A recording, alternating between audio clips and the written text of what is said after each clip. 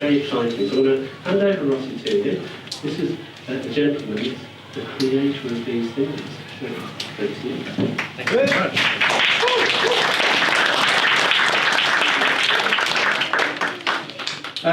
Well, thank you, and thank you very much, and thank you for having me here. It really is a pleasure to be here. It's weird, this whole thing started for me when I was at school, when I was at the ages of these children here, and it's great to be back with the whole message of what my journey was and what I was able to accomplish for my own struggles that I was going with, and so that I can come back to school and spread the positivity of that message of what helped me and what might be able to help some of the children here as well. So that all came up a lot more confusing than I thought it would. But basically, these comics that I have been making and selling to schools and selling to parents and selling and showing kids and teaching them how to make their own versions of them, they are educational comics. When you look at this front page though, you don't see, it doesn't remind you of school, it doesn't make you think of school activity though. It focuses on what you might see as maybe humor, colour, wackiness, energy, all these things, but whenever I ask this to schools or pupils, they never say school. It never reminds them of schoolwork or of things they have to do and such, and that is because we have focused on making it entertaining. Entertainment is the most important thing we focus on. The whole point of these comics is not to say all children should learn through comics, comics are the best way to learn or anything like that. It's to put out a message that there are different ways of learning things and that entertainment is a very effective communicator. It makes learning information as easy for a kid as remembering what happened in their favorite TV show rather than the struggling of having to be a master of words and listening and digest information that way. And very briefly, that is how my story came to be. I struggled at school. I was bad at anything that was to do with the conventional academic route. So I found reading very difficult, I found listening very difficult. I could read and all that, but I'd get to the end of a sentence or a paragraph and I'd realize I can't remember what I just read. That hasn't gone in. And it would be the same with listening, trying to catch up and stop myself going into a daydream, but digesting what the teacher was saying, it's still a struggle today sometimes, digesting what the teacher was saying while keeping up with them I found very difficult, and I'd fade out and I'd come back in and I wouldn't know where I was in the lecture, and this became a real problem. The whole system of school, I was good at the things that required an unconventional approach. I was good at art, drama, creative writing, things where I could decide my own approach to it. But anything that relied heavily on the skill of reading, writing, and listening, I just seemed to flunk at. And I did, particularly towards secondary school, I was really working hard to try and change this, but I was still getting bad results. And I didn't understand why. Like, the dyslexia help I was getting wasn't enough. The mind maps were becoming a mind mess. And I wasn't able to find anything that really stuck. And I was still putting myself through a trauma of putting in extra hours into my revision, all for very little reward. So I eventually came to the conclusion in my last year of school and exams that, look, if I'm going to fail anyway, I'm going to at least enjoy the process. When I'm trying to pass my exam this time, I want to do it in a way that makes sense to me and that I enjoy.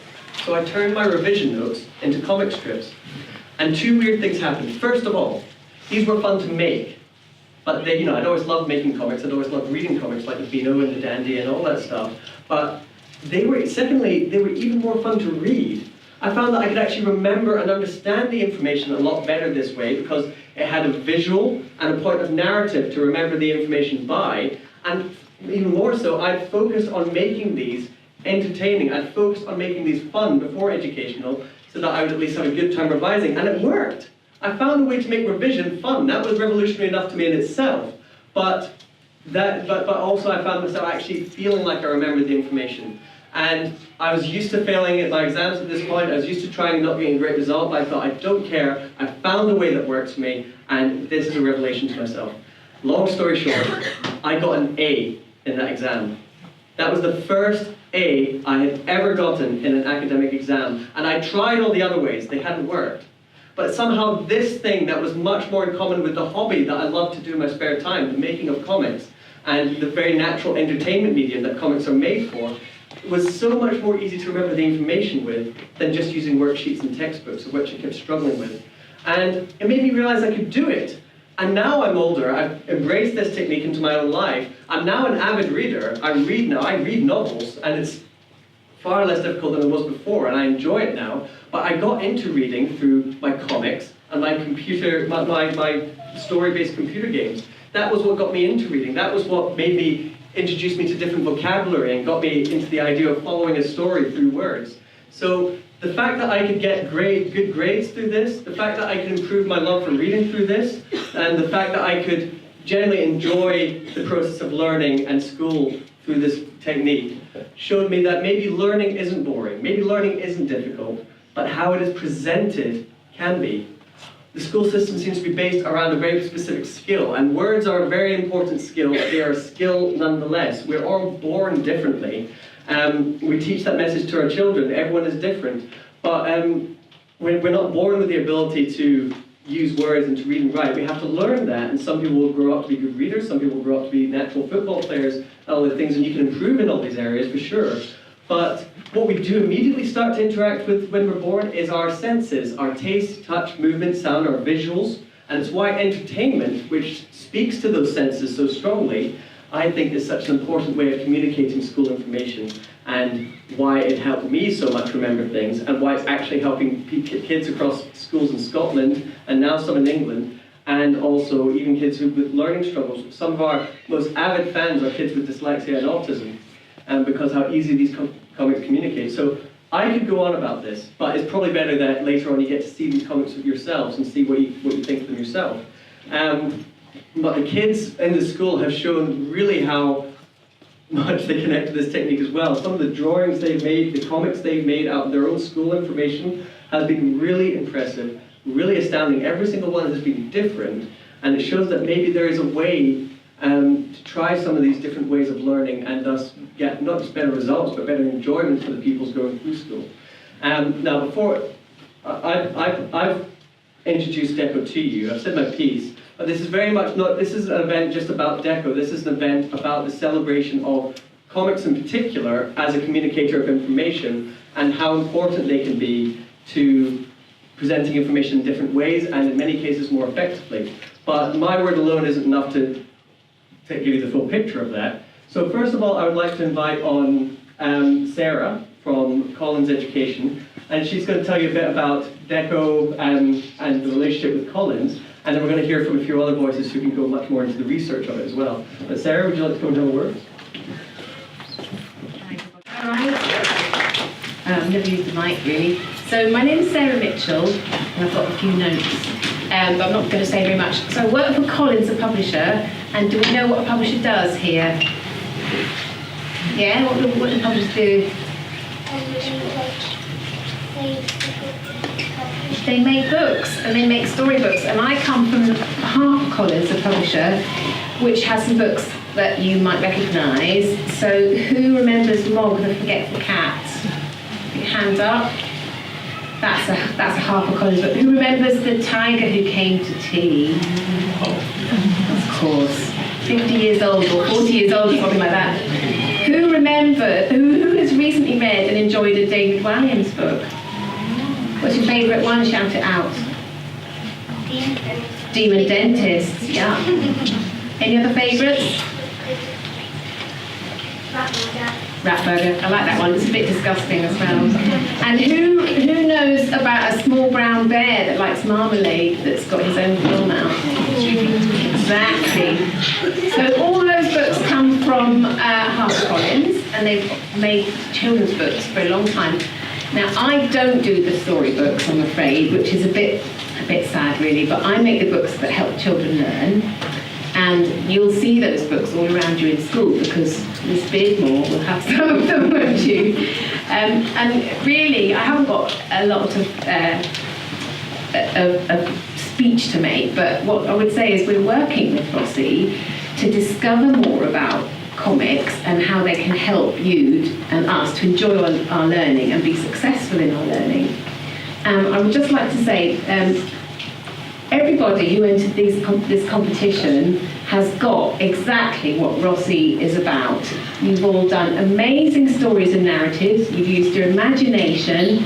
you've used that to put forward some of your learning, and it shows that you've understood it. And I think you're all comic makers in the future if you want to be. So I think it's absolutely fantastic. But really, I only need to say we're working together to find out how we can use comics in future more widely for learning at home and learning at school. I'd like to thank the school for sharing your day with us, and it's been absolutely fantastic to be here, and for all the energy that you put into the gathering. It's really lovely to be part of it and to share that energy.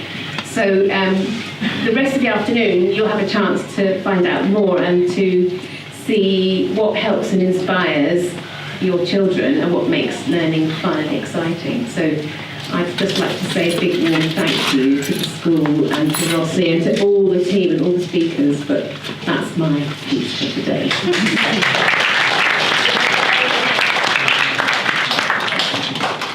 Thank you so much, Sarah. Sarah's been a great support with Dekko and what we're trying to do, and she's absolutely right. There are so many comic makers in the making here, and people who know how to communicate what might sometimes be quite boring messages for some people, turning it into something completely entertaining and colourful, and they're really, really impressive. I just must reiterate that.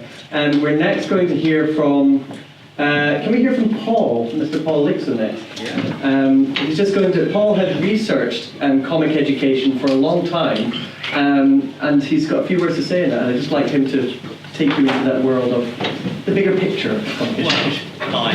I'm Paul Aleixo. I'm from Dekko University. I'm a university lecturer in psychology. I've done this job now for 20 years.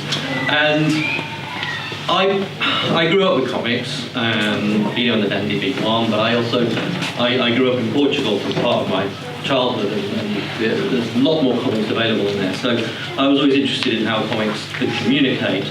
And I started writing about this about 20 years ago, kind of mostly theoretically, and then a few years back I decided that the best thing to do was to try and teach my students with comics. So I wrote this, which is, you can have a look at it, it's in comic book format, and published in like 2008 and entirely ignored. I'm not going to go to the Bahamas on the proceeds. So what happened was I decided that we should test it out. A couple of years ago I got a student of mine to take some pages from the book and give those pages to some of our participants, and then some just got text, and another group got the pages where we'd removed the images that were there that were interactive in the comic book, and we'd replaced them with random images, things like flowers and pizzas and a car.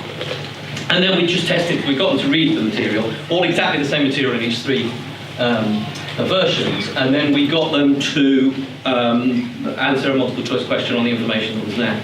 And what we found was, to my mind, very unsurprising, but with a very strong effect, was that the comic book gave more memory and more understanding, and the text was the next, and the one with the incongruous images was the one that, the one with the random images was the one that was least well remembered.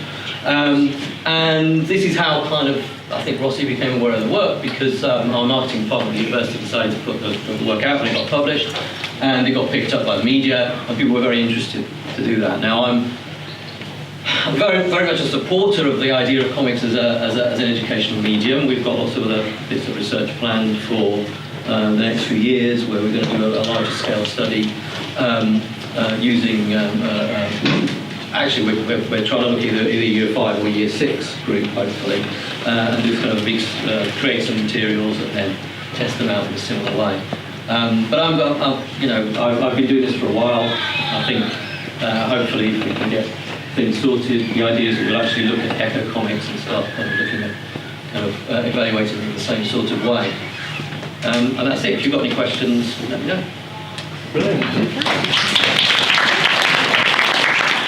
Very much, Paul, and it's really fantastic. Like 20 years of research has gone into this, and it's made sense for a lot of time. Pupils were still pupils and people. There's also someone doing it in America that I know of, and people were responding to this at an early time, but it's only recently where the education circle around the world is now opening up to this and to all these new ideas of learning. And I really think there's a place for all that wonderful research you've done, Paul. So I'm very lucky to know you.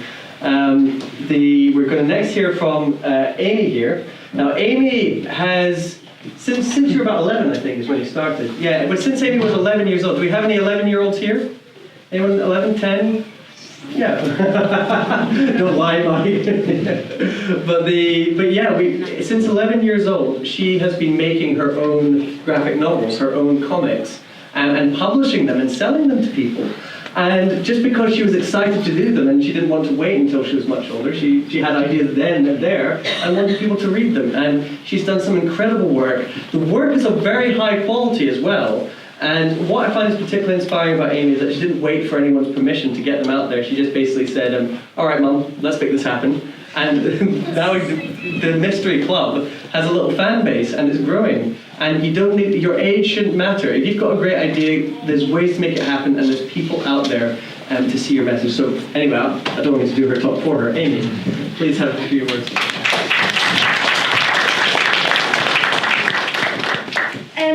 Okay, so I'm just going to speak a bit about the good of comics and like why I like comics.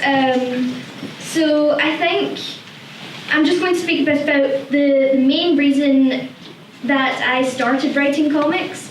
So when I was younger, I was a big fan of art, and then I think I went on to like drama for a brief period, and then it was animation, and then fashion design, and I was a fan of quite a lot of things, and I think comics are actually a combination of so many things. It involves art, it involves storytelling, it involves even drama, because you've got to make the characters you've got to make them expressive, and you've got to communicate their emotions, and so it's definitely a combination of drama as well. So I think that's why I started liking writing comics, because they were a combination of so many things that I liked. And another reason that I think comics are good, and I think that more people should start to read comics, and I think one of the benefits is they definitely bring people together, because there are so many people who like comics, who enjoy reading or writing comics. And there are lots of conventions and meetups for artists and readers of comics. So there's a whole kind of community of people who enjoy comics, so they definitely bring people together. And I've met so many amazing people through writing comics. So that's definitely another benefit. You can meet so many friends through comics. And how did you get started? Sorry, how did you get started in Mystery Club as well, just out of interest? I think I started Mystery Club 2 years ago. I think it was about 2 years ago, and I think I just started writing it, and I didn't really, I wasn't sure what my plan was, but eventually I ended up getting maybe I think it was about 60 pages of the first volume. And then I decided that I could publish it. So I decided to self-publish, which is when you're your own publisher. So I write and I print the comics. So I'm my own publisher, and I started this when I was 11. So overall, I think comics are like an amazing form of art and expression. And a lot of people think of art as maybe modern art or portraits, but comics are definitely a form of art, and I definitely think more people should start reading comics and even writing comics. It's an amazing community, and it opens so many doors for you, and there are so many opportunities you can get out of being a part of this kind of community. And speaking of opportunities, this was an amazing opportunity for me to get to come to this book launch, and I just want to thank everyone who made this book launch happen. Fantastic. I should mention that Amy has come all the way from Glasgow to be here.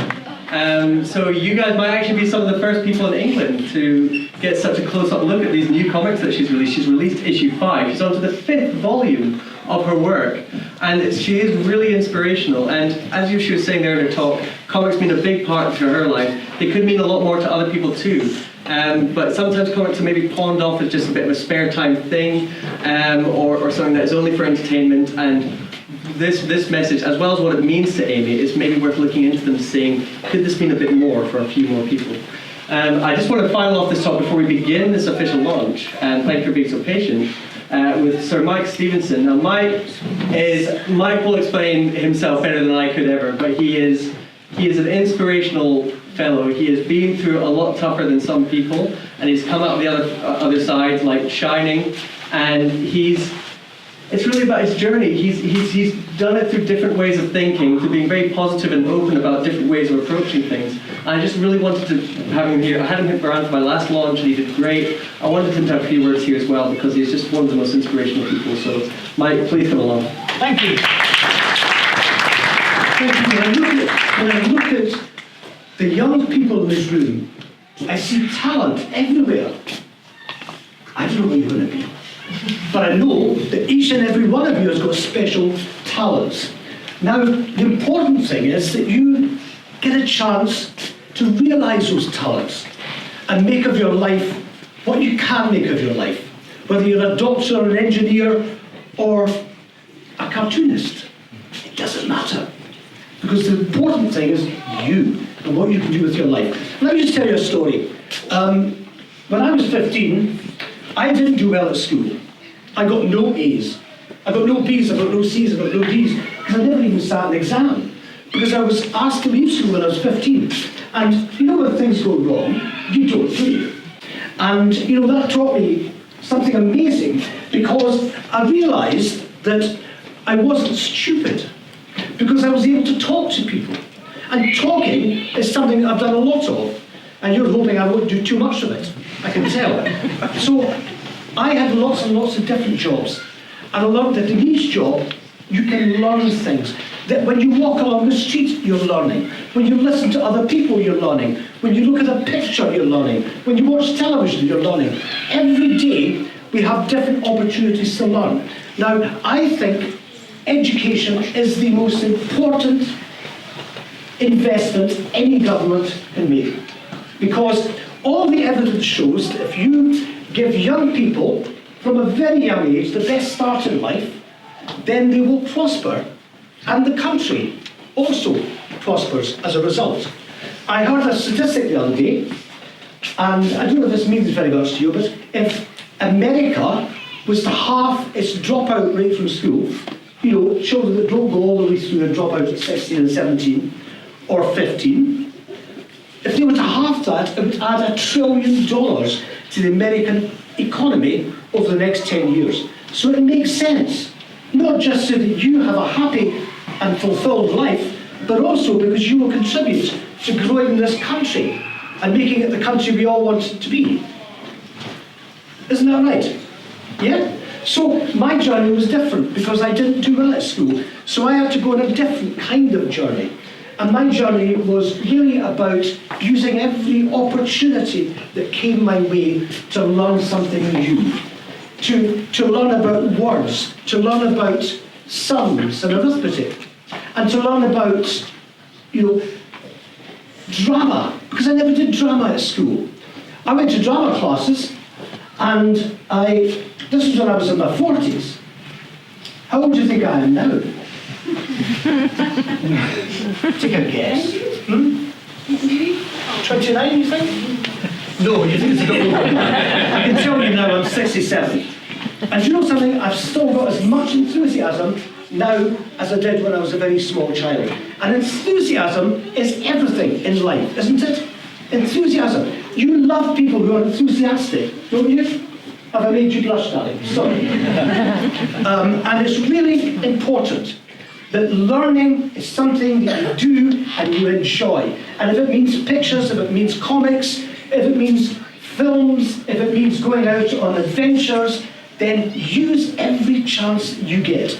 I met Rossi, I think about a year ago now, And what he's done is he's brought something into the education system which I think is going to make a big impact on lots of children.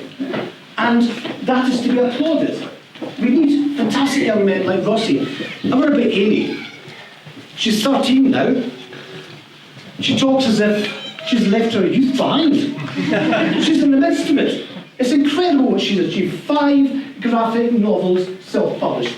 That is the potential we all have. It took me until I was much older to get anything like my potential. So when I did the drama classes, I put myself up on an actors agency website.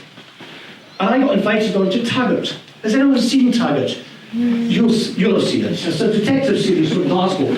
And I appeared in Taggart as a drunk, sitting at the end of the bar, sipping a pint of lager, smoking a cigarette. I don't smoke, right? And I was puzzling over a sudden crossword. That was acting. And then about 7 o'clock in the morning, because this was done very early in the morning, I went upstairs. It was a pub in Glasgow, and there were big lights shining outside this pub. And this woman was passing with her shopping basket. She says, "What are you doing, son?" I says, "We're filming an episode of Taggart." She says, "I hope it's not one of them repeats." So we have richness around us. There is richness everywhere. Enjoy that richness. Because every day you will see things, you will smell things, you will taste things, you will touch things that are giving you a sense of the world out there. The world is an exciting place. It's an exciting place waiting for you to conquer it. So make the most of every opportunity, and if learning by comic is your thing, even if it's not, then enjoy it. Because, you know, I learnt one thing. I'm going to stop in a second because I know time's running out. I learnt one thing when I was about 27. I was at this course, and this guy was showing money. He was showing how money was spent. And instead of showing figures, just lists of figures. You know how politicians say we're going to spend an extra £5 billion on this and that? That doesn't mean anything to you, right, does it? How many in here have got £5 billion in the bank? I wish. If anyone suggests I would be going home with them tonight. No one understands that. But this guy had a Ford Cortina car. And he pointed to he had little arrows going to all the different parts of this car: the steering wheel, the tyres, the engine, the body, the door. And each one of these had a sale price. And that is how he explained how every penny invested in learning around computers was being invested and what it bought. So, you know, one hub from a Ford Cortina car would buy 2 weeks training for people in computers. This was in Newcastle. And it taught me then that any piece of information can be taught in so many exciting different ways. That's what Rossi's done. That's what Amy's doing. And I beg you to use every opportunity to find the way that you like learning, and never to say school is boring. Never say that. Because you have a chance to test out all kinds of things that I never had when I was at school. So make the most of it. And just finally, to Rossi, you know, Rossi is someone who has learned something himself and is giving other people the benefit of that learning. And that is what Dekko Comics is about. I applaud him, because we need people like Rossi to say, look, there's another way. Even when you're 6, 7, 8, 9, 10, if you see another way, talk about it, right? Because we don't always know the right way. Because being creative and seeing different ways is what life is about. Thank you very much indeed.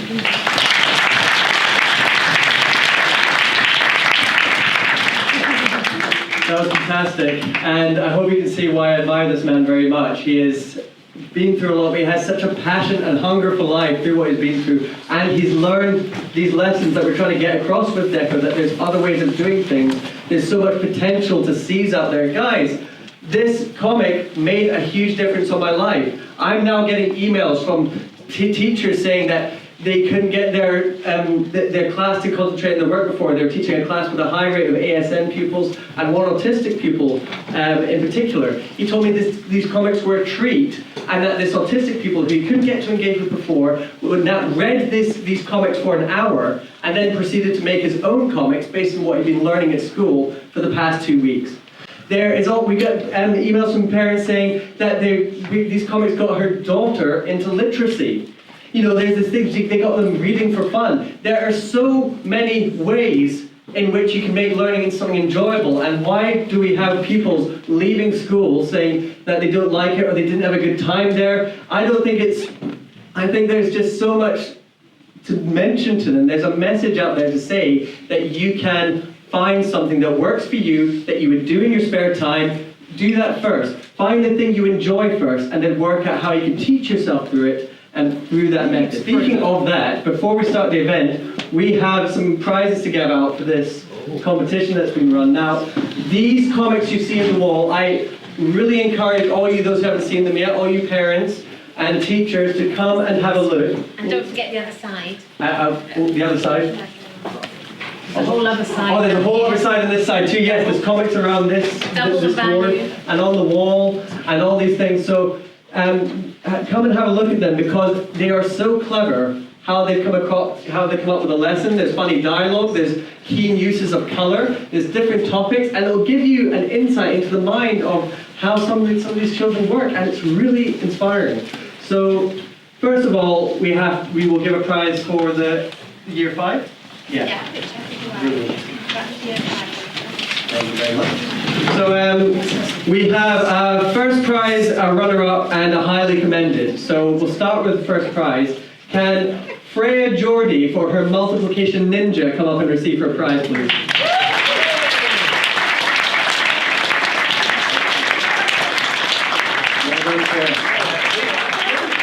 You can come and see it. It resides in this. Is it? It's on this side. It's on this Don't side. miss it. Oh, it's on this side here. You can come back around and see it. But it's very colourful, it's very clever, and it's very amazing how she's managed to do it. So that's something to see once the launch is going on. Can the runner-up, it was a close runner-up as well. It was difficult to choose prize winners of any of this. I have to reiterate, it's not because some of these comics were better than the others, because they're all so different. It's just, how can we find a winner? How can we find something to give a message to give a prize to? And it was based on this one made an impression on us, or this one made an impression on us first, sort of thing. And they were excellent, but everyone else's really was excellent too in its own way. So can the runner-up, Suyash, for Number Wars, please come up and receive your prize? Oh, is he not here? Give him a round of applause for his presence. And what he did was a very clever thing where he was learning numbers and times tables and such like that by turning the numbers into soldiers and having a war with each other. And you can come and see it. It's on this board as well. You can find who wins the battle.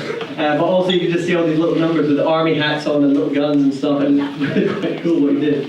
And for the highly commended, this is for someone that we didn't give the first and second prize to, but we thought was jolly good and worthy of some credit. So could Harry Kelly please come up for his comic, The Robbery? Is he here either? Oh, we will be giving him a prize, don't you worry. Now, that's his one here. He did it running all these different math sums and how he would break the code to get out of the jail. So he turned it into a story. His was probably the best story one that I saw in his year. It was absolutely fantastic. Now, for year 6, the quality did not falter. It was really tough choice. But can Caitlin Davenport come up for the Playtastrophe comic she did? First prize for Caitlin.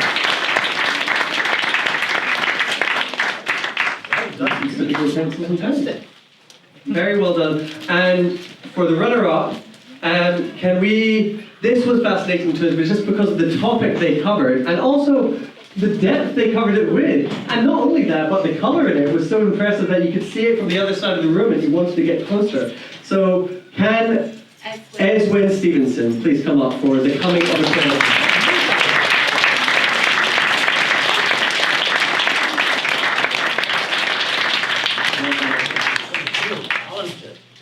Thank you very much. Very talented. Thank you very much. Another round of applause, please. And there's of course another highly commended. Now this one was just clever in terms of the design itself and also how they managed to turn it into a comic. I was very impressed with it. It's on the board here. Oh, sorry, Esmond's one is on the wall here if you want to come and see that afterwards. But can Ella Slater come up for the highly commended prize for the to each or not to each?